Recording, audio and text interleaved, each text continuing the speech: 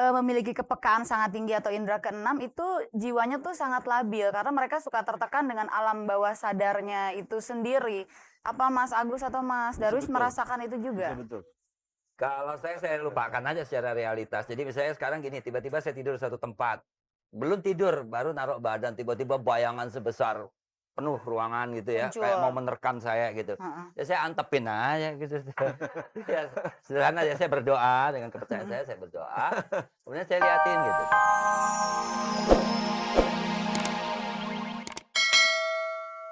Iya, iya. Iya, dia datang secara ya ada visualnya gitu. Kembali pada pertanyaan saya tadi, seolah-olah kan Mas Darwis sama telepon lagi nih bunyi, bentar lagi.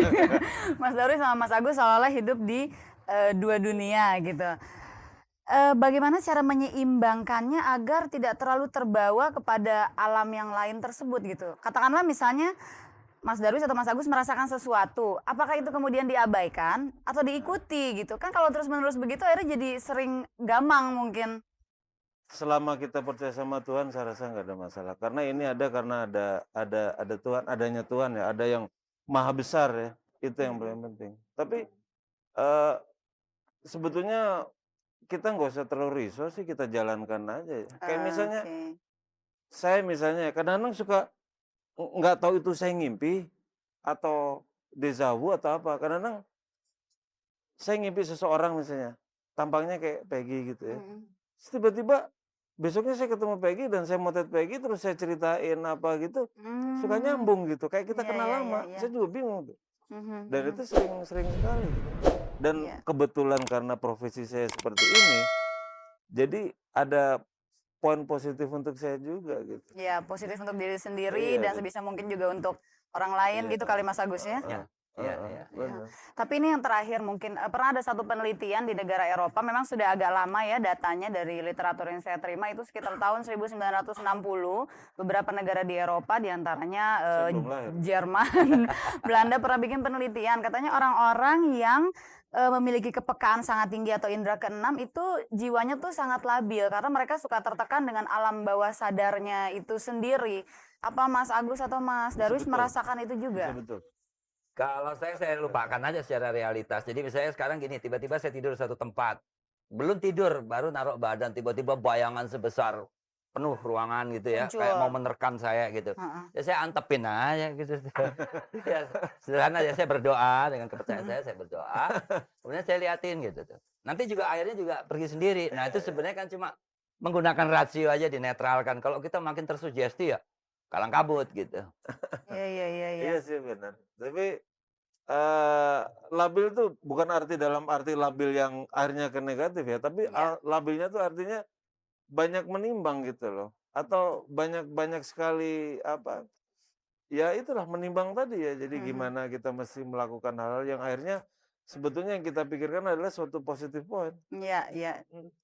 Oke, Mas Agus, Mas Darwis, terima kasih banyak nih udah sharing sama saya, Sama-sama. sama pemirsa Angin Malam. Ini pasti manfaatnya besar sekali karena barangkali ada pemirsa juga yang mempunyai hal yang sama dengan Mas Darwis dan Mas Agus. Kapan-kapan kita ngobrol lagi ya. Oke.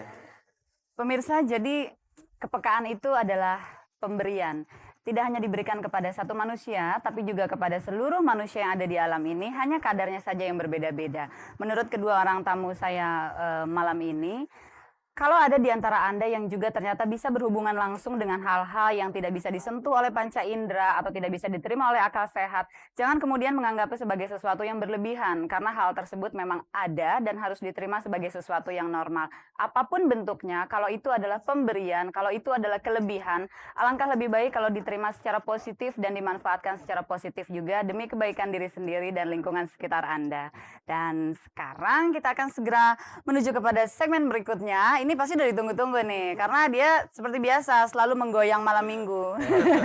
Tapi kayaknya dia nggak punya indera keenam. Kita tanya aja nanti sama dia. Putri Malam.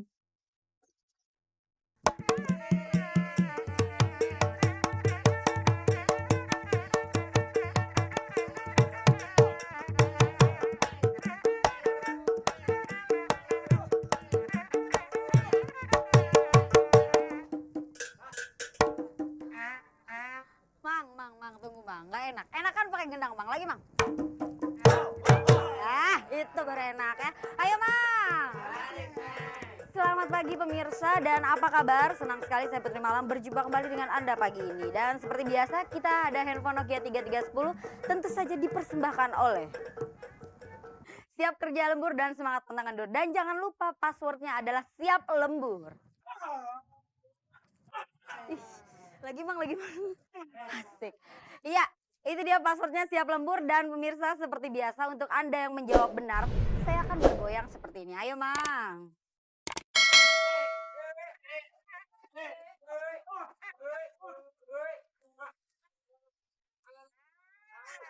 Aduh, Mamang udah gini-gini masih ditahan ya. Itu untuk Anda yang menjawab benar, jadi tolong diingat goyangannya yang ada gini-gini ya. Dan untuk Anda yang menjawab salah, goyangannya seperti ini. Ayo, Mang.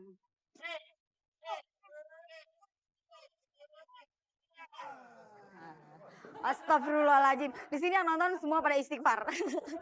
Iya, pemirsa silakan menghubungi kami. Semoga pagi ini Anda beruntung. Pertanyaan pertama adalah, keadaan yang diketahui akan terjadi setelah melihat gelagat disebut apa? Ayo, Mang.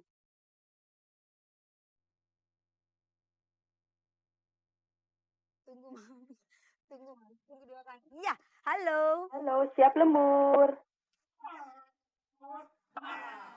Asik, Ibu. Iya. Ya, Dengan siapa, Mbak? dengan Endang. Mbak Endang, Endang. Oke, Mbak Endang di Iya. mana? di Bogor. Di Bogor. Jawabannya apa, Mbak Endang? Firasat, Vi- Firasat. Firasat. Iya, Oke. Kita goyang mau, Mbak Endang? yuk. Mau goyang sendiri?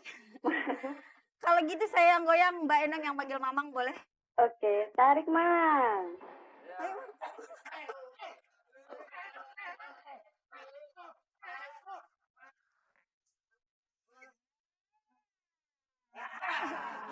Iya, Mbak Endang.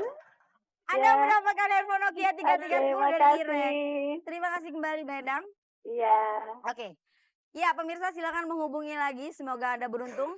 Dan pertanyaan kedua adalah ramalan Jayabaya. Tunggu, Mang, kasih goyang dikit, Mang. Iya, udah. Ramalan apa pelit banget.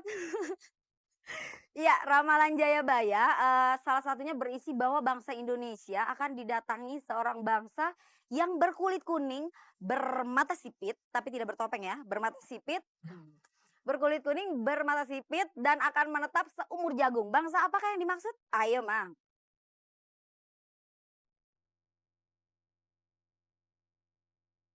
Halo. Halo. Siap lembur Siapa, Mbak? dari Lani di Jakarta. Mbak Lani, Di Jakarta. Jakarta. Oke, Mbak Lani jawabannya Jepang, bangsa Jepang. bangsa Jepang. Iya. Bangsa Jepang itu berkulit kuning, bermata sipit, Iya, betul. dan berpakai topeng nggak? Ya. Dipakai topeng saya ya gitu ya. Oke, Mbak Lani mau digoyang? Mau? Panggil Mamang boleh? Yuk, Mang. Jangan gitu dong, yang mesra dikit. Yuk, Mang. Aduh. Lebih mesra dikit boleh? Yuk, Mang.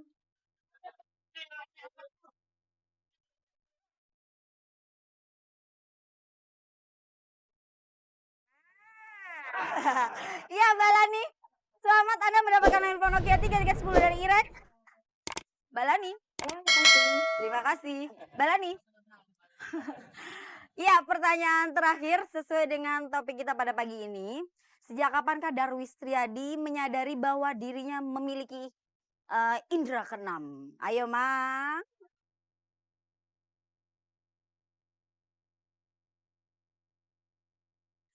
Iya, halo. Halo. Halo, Passwordnya siap lembur. lagi, Mang. Iya, selamat pagi, Mas. Pagi. Dengan siapa, Mas? Askar. Mas Arsan. Askar. Arsan. Oscar. Askar. Askar.